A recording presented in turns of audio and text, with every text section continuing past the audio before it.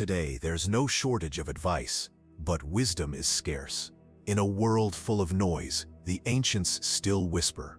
Proverbs that don't just speak, they transform. Today, you'll hear 3 of them, not to decorate your mind, but to guide your life. 1.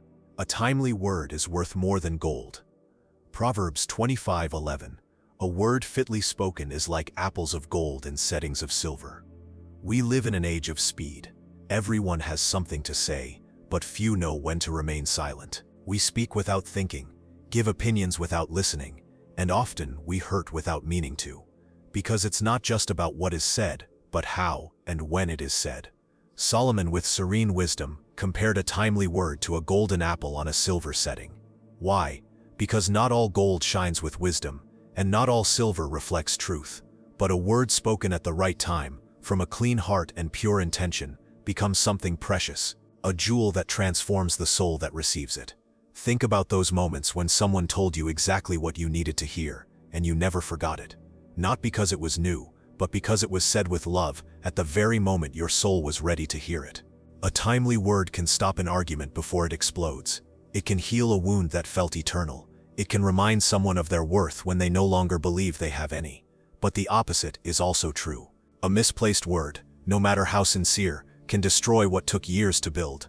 And that can't always be undone with an apology. Some people don't know how to be heard, so they shout. Others don't know how to stay quiet and drown in their own chatter. But the wise, said Solomon, don't just guard their words, they guard their timing, because they know every word carries weight, and every silence speaks too. In many relationships, it's not the lack of love that destroys, it's the lack of listening, the lack of pause, the lack of reverence for the other's rhythm. We crave quick responses, instant validation, but wisdom is patient, and lasting love is not shouted. It is spoken with care, as if it were sacred. Have you paused before speaking, or do you throw your thoughts like stones, expecting others to adapt to your impulse?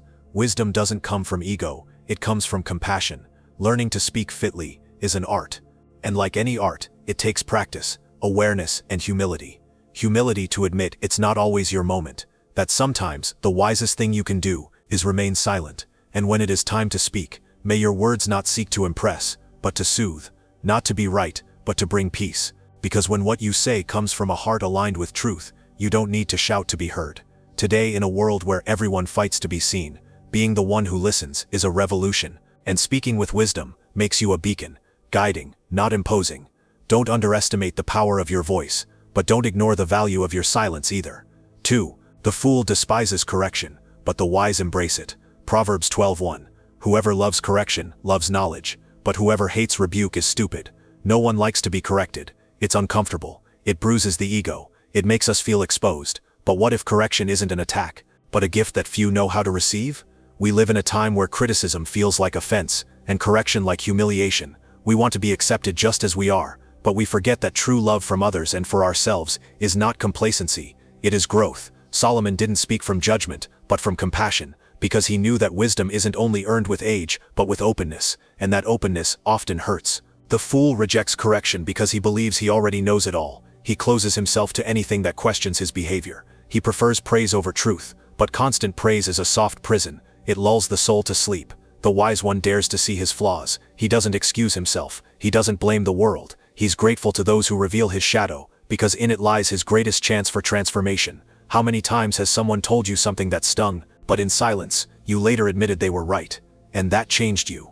Not because you were forced, but because you chose to look honestly. That is wisdom, seeing correction not as an attack, but as a mirror. Pride makes us deaf. It makes us defend an image, even when that image no longer serves us. But humility, that forgotten virtue, opens invisible doors. A humble person is not weak, nor passive. They are powerful, because they don't cling to their ego, they cling to truth. And do you know what's more valuable than correcting others? Learning to correct yourself, to listen to that inner voice when you're drifting off course, to say, I was wrong, and that's okay, because I can do better. No one is born wise, but we all have the potential to become wise, and the journey begins the moment you stop defending your mistakes and start learning from them. Solomon wouldn't say do everything perfectly. He would say don't be afraid to grow, because those who fear correction fear transformation, and those who fear to transform remain stuck. Correction is not punishment, it's a second chance, a new lens, a door to a better version of yourself. A true mentor doesn't flatter you, he challenges you, and if he does so with love, it's one of the greatest gifts you'll ever receive. Ask yourself, am I willing to listen, or do I only accept what doesn't make me uncomfortable? Comfort zones may feel warm, but nothing grows there. The wise do not seek to win arguments, they seek to become better versions of themselves, and sometimes that requires enduring the pain of being corrected. Today's society needs fewer hollow applauses and more truths that awaken. 3. Better is the one who rules himself than the one who conquers cities. Proverbs 16:32. He who is slow to anger is better than the mighty, and he who rules his spirit than he who captures a city. History is full of great conquerors, men whose names fill books with battles and victories. But there is a quieter conquest, one rarely seen, yet deeply transformative, the conquest of oneself. Solomon, surrounded by power and wisdom, did not praise the one who led armies, but the one who ruled his spirit, because he knew, true strength isn't in conquering others, but in not being a slave to yourself.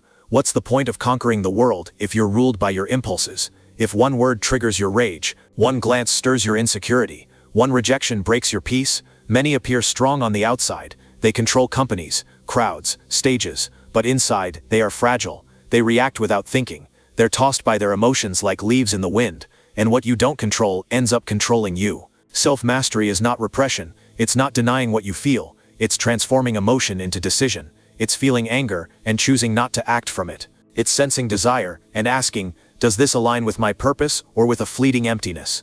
The one who masters himself doesn't suppress feeling, he refuses to bow before it. He is the one who amid the storm keeps the rudder steady, who doesn't get dragged into the drama of the world because he's learned to govern his inner world, and that is not easy. We're taught to compete, to achieve, to win, but not to pause and ask, where is this coming from? From fear? From ego? From an old wound? Often we don't need to win the argument. We need to understand why we want to win. We don't need to control others. We need to examine why we feel out of control. And when you do that, something powerful happens. You stop reacting. You start choosing. You don't move out of reflex. You move from awareness. That is freedom. Self-control is the foundation of all other virtues. Without it, wisdom becomes impulsive. Compassion becomes weakness. Justice becomes revenge. But with it, everything aligns. And the most beautiful part, you don't need to be a king to rule your spirit. You don't need wealth, fame, or recognition. Just willpower, presence, and the daily decision to be more than your emotions. Every time you choose not to respond from your wound, you are conquering more than a city. You are conquering your soul. Each day is a battle, but each day can also be a victory. Conclusion. Wisdom doesn't shout, it whispers. Maybe you didn't learn anything new today, because true wisdom doesn't need to be new, it needs to be remembered. 3 Proverbs, 3 ancient keys for the modern soul. The timely word that heals more than 1,000 speeches. The correction that, though painful, frees. The self-mastery that gives power without needing control. These aren't phrases to collect, they are principles to embody. Because the one who only listens, forgets. But the one who applies, transforms. Solomon didn't write to decorate walls, he wrote to awaken hearts. His wisdom is still alive today, not because it's old, but because it's still urgent. You can choose to keep racing through life, reacting, speaking without thought, rejecting every critique, letting your emotions rule your fate. Or you can stop and begin living differently, with more silence, more direction, more purpose, because in the end, the wise is not the one who knows the most, but the one who walks with more awareness. If this ancient voice resonated with you, don't ignore it. Subscribe to Mente Antigua, and walk with us each week toward a life that is wiser, lighter, and deeper. Here, we don't sell quick answers, we plant questions that transform. Let us know in the comments, which of these 3 lessons do you need the most today? Because when a community seeks wisdom, the collective soul begins to heal. See you in the next video. Solomon